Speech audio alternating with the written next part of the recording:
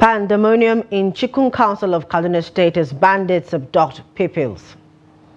Fresh attacks in Plateau State, 1 killed, animals slaughtered. Tinubu administration blames current inflation on Buhari's government mismanagement.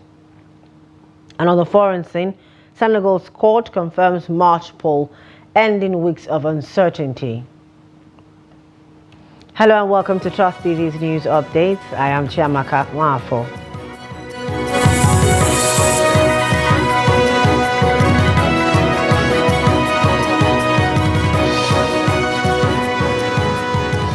Thanks for joining us. Now the news. Bandits have reportedly attacked a government primary school at Kuriga community in Chikun local government area of Kaduna State, abducting several children. The community is located along the Kaduna-Birnin-Gwari Road, which has been under control of bandits for many years. The police authorities and the Kaduna State government are yet to confirm the incident, but a local source said the bandits invaded the school at about 8:30 a.m. on Thursday and took away many pupils, including the head teacher. He said several other students sustained injuries as they attempted to flee from the school on sighting the bandits. Earlier, I spoke to our Kaduna State reporter, Bello Musa, who gave us an update on the situation. The incident happened in the morning, which is today, Thursday, in the morning, after the usual assembly in the school. Then the bandit invaded the school and abducted numbers of students, more than 100, according to the locals. And they told me that they shot one student instantly within the school premises or within the area. And this situation of the people in the area now after the attack is that of apprehension, fear, and confusion, because they don't know the condition of more than 100 of their children who are now in the hands of this bandit. All what they are doing now is they are just praying for government and security agencies to come to their aid. Okay, so Bello, from what we just read now, this incident happened at 8:30 a.m. this morning. Till now, has the government or security agencies said anything or confirmed it at all? As we speak, there's no official statement coming from the state government. As the overseeing commissioner, Samuel Arwan, Commissioner of Internal Security, is yet to react or make comments on the sad event. Though we spoke with Kaduna State Police Public Relations Officer of the Kaduna State Command, ASP Masur Hassan, he confirmed the incident, saying that they dispatched their men to trail the abductors. Okay, so now this has happened at the a community in the Chikun local government, the Kuriga community. Now, how are these people reacting to this incident has taken place in their community?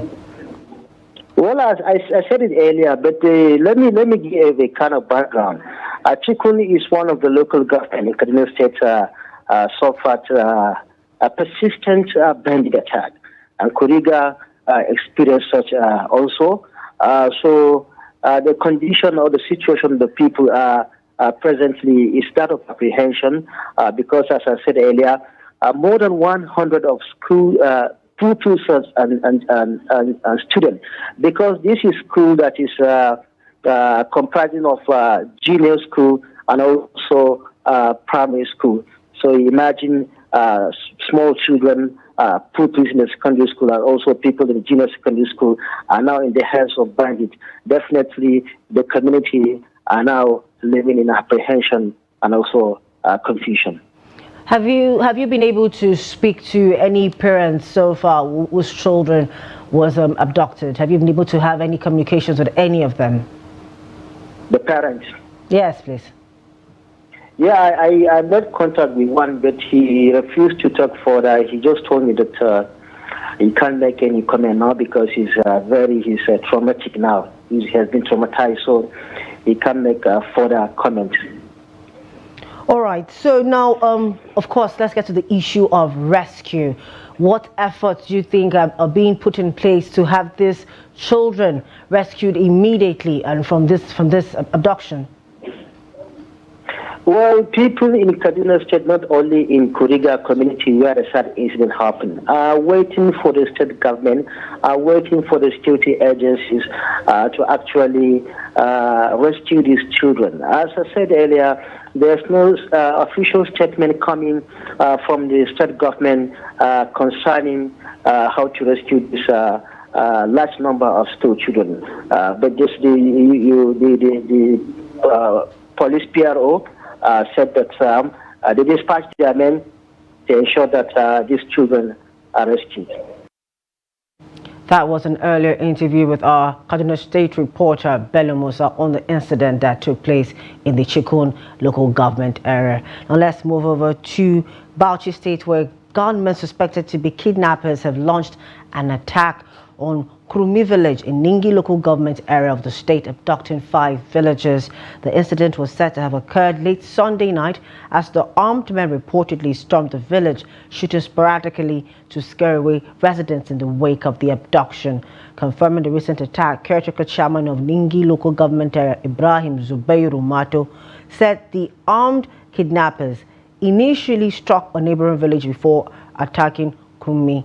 He described the attack as well coordinated, saying that attackers numbering 6 caught the villagers off guard.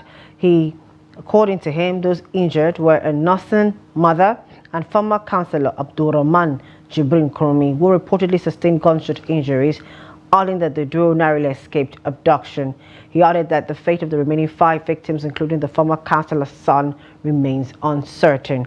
The State Police Command is yet to issue a statement on the attack.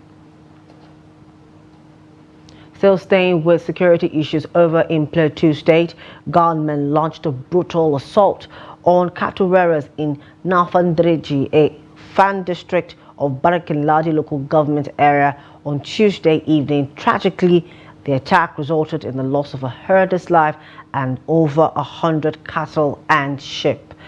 Dan Zumi, who bore the loss of 21 cattle, confirmed the harrowing incident to Trust TV on Thursday. Adam Musa tells us more. These are the unfortunate casualties among the cattle during the attack.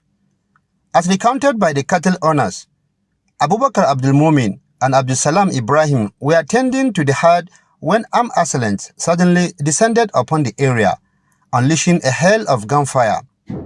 Tragically, Abubakar, along with numerous cattle and sheep, fell victim to the violence. Some of the members of the Fulani groups speak on the incident. What really happened yesterday is a bad thing to us. We were thinking that we have a relative peace.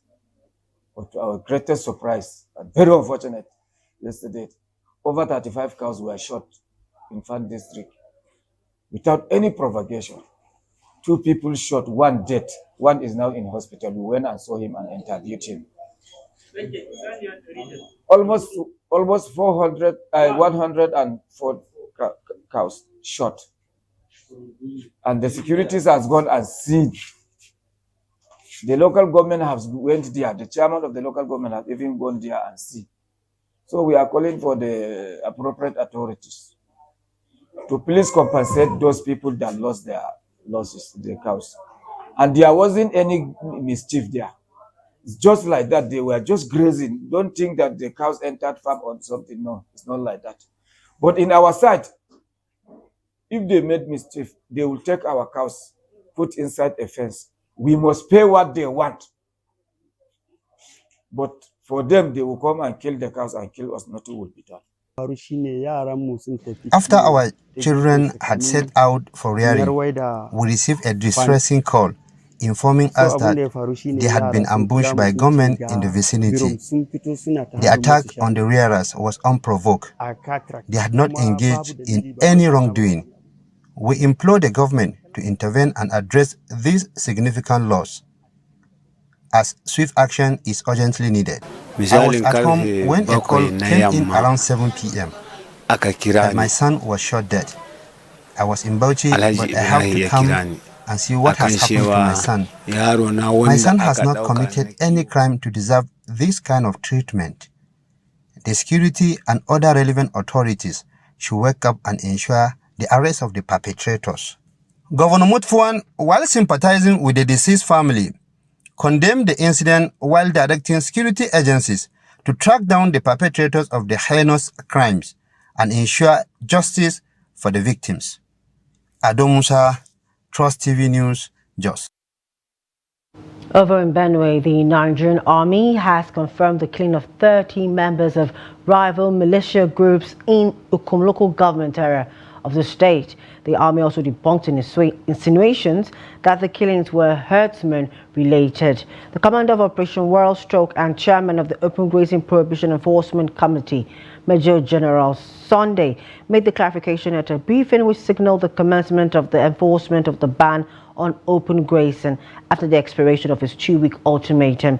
While acknowledging the killings in Ukum, he said the military clearance operations against terrorists in Kwande local government area has been decisive as peace has returned to the local government, where over 27 persons were reported killed in 2 weeks. From Ukum to Kwande local government areas to Apa, Agatu and Otukpo local government areas, farmers have come under heavy attacks, with many killed within the last 2 weeks, including soldiers. Here in the FCT, a yet-to-be-identified man and his friend on Thursday escaped death as the Toyota Camry car fell off the Berger roundabout bridge in Abuja. Reports say the incident happened at about 3:10 p.m.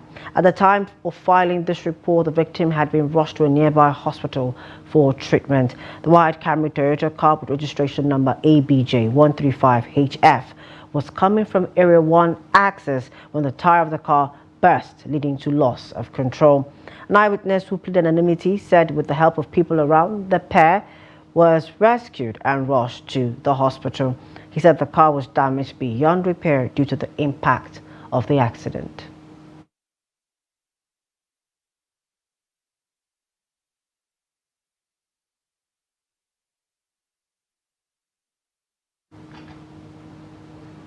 In economic stories, the Minister of Finance and Coordinating Minister of the Economy, Wale Edun, has blamed the current inflation in the country on 8 years of printing money without matching it with productivity by former President Muhammadu Buhari's government. Edun will disclose this on Wednesday during an interface with the Senate Committee on Finance that during the period, the printing of naira in trillions was carried out without matching it with productivity. Here's more on the report. The finance minister reiterated the resolve of the federal government to order the 22.7 trillion naira ways and means advance under former President Buhari's regime.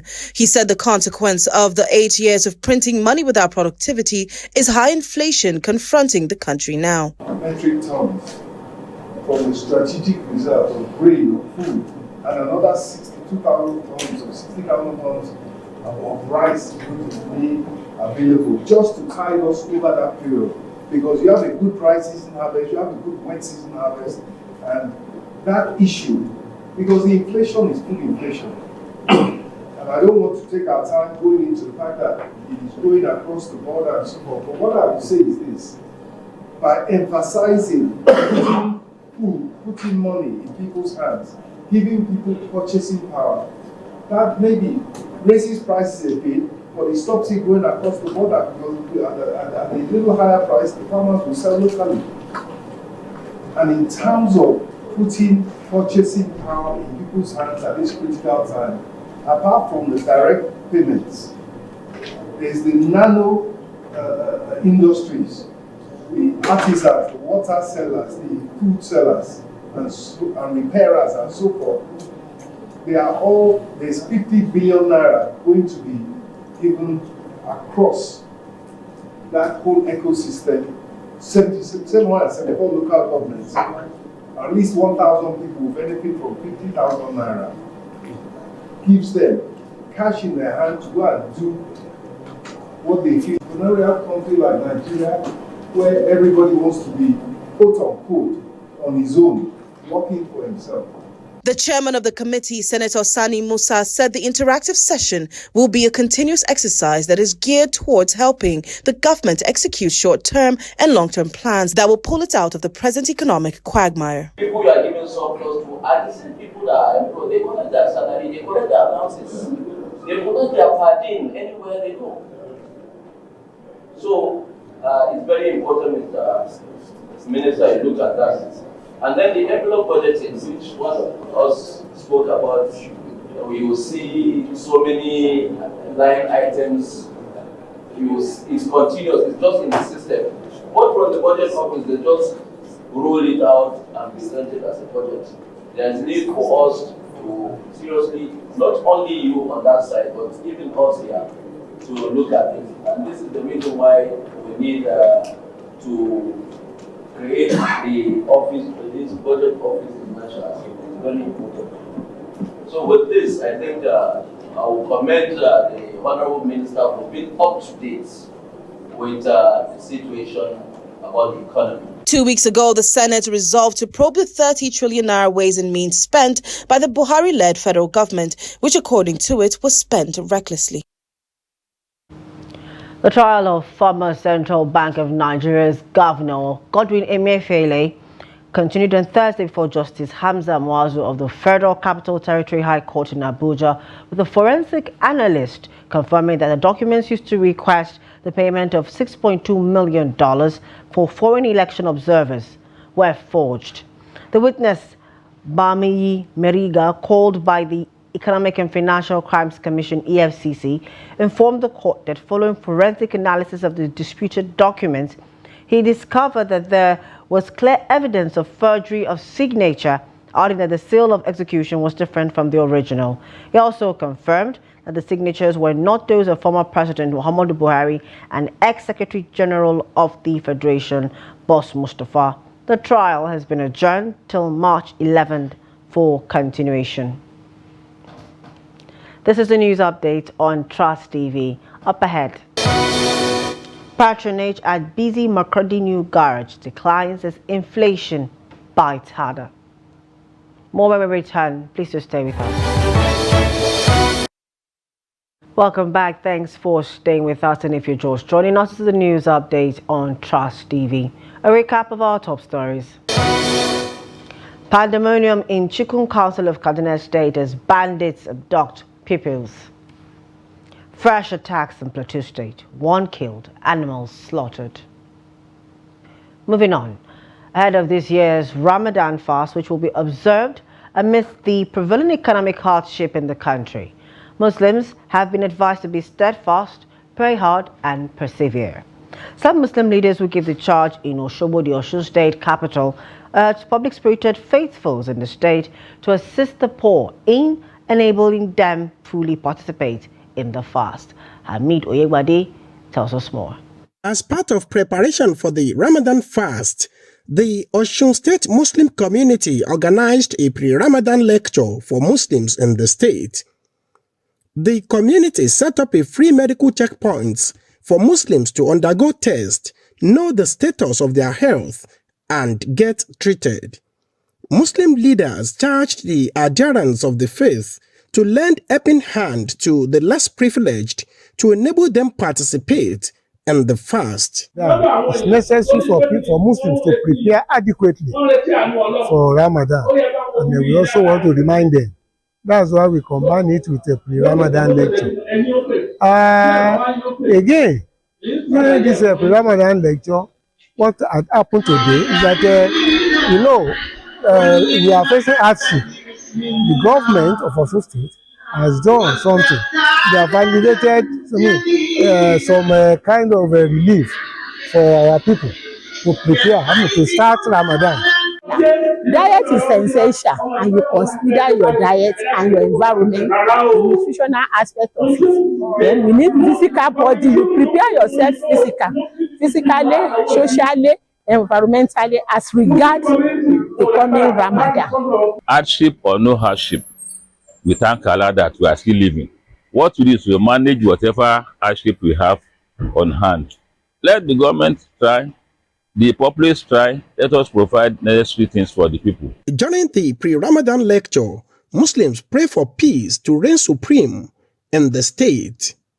Hamid Oyegbade, Trust TV News, Osogbo. Move over to marketing. Where for those who are familiar with the Makurdi Benue State capital new garage, it rings a bell. It is home to several businesses, goods and services. However, with the downturn in the economy, Jimmy Azande visited the motor mechanic part of the new garage reports it has become a shadow of itself. This is what is left of the once busy mechanic village at the new garage in Makurdi. It is 11 a.m. and the artisans as well as traders are seated under the trees lamenting the economic crisis in Nigeria. Why this place is like this is as a rate of hardship for the country, the rate of fuel. So the car owners, they can no longer bring their cars to repair because they have no money to buy fuel. There's nothing, they can't move around. So many people park their vehicle and they are trekking. And with the handwork, we cannot walk anymore. We came here and we're sitting down from morning till night. There's no vehicle, no work that we can do anymore. Without the fuel coming down, there's nobody to bring the vehicle in the place. You see this garage there like this. Start from the very first day where President Tinubu said first subsidy is gone. That's why I see the garage like this. So what we do now is to come in the morning, sit down, talk anyhow, and then go back to go meet our family. And when they ask us how work, they say work is fine. Our work is not fine. The near absence of the regular patronage at the mechanic village has affected other service providers who depend on the influx of people for survival, like this elderly man who has been here for a couple of years. Yeah, honestly speaking, it's not moving. Even the chicken we are buying before, 3,000, now it's 8,000 and 9,000 naira. Even the one I bought this morning, this chicken I bought this morning is 13,000 naira. I don't know how to manage. Things comes to so difficult. I don't believe that. I remember the time I started this business. These are looking for me. I have a wife and a daughter. To pay school fees now, not even case for us. So would I appeal to Mr. President to at least making a help. The same way in order that this fuel should go up to so price like this, making still at least bring them down again, because when fuel is down, a common man in Nigeria can as well survive. Now beg the beg. If the president, we know what to do, so let him do it. Most owners have left their cars, citing their inability to purchase the PMS, which is now sold for between 690 and 750 naira in Makurdi. These residents have resorted to walking long distances because the pressure on motorcycle operators has led to a surge in transportation fares for intra-city shuttles. Jimmy Azande, Trust TV News, Makurdi.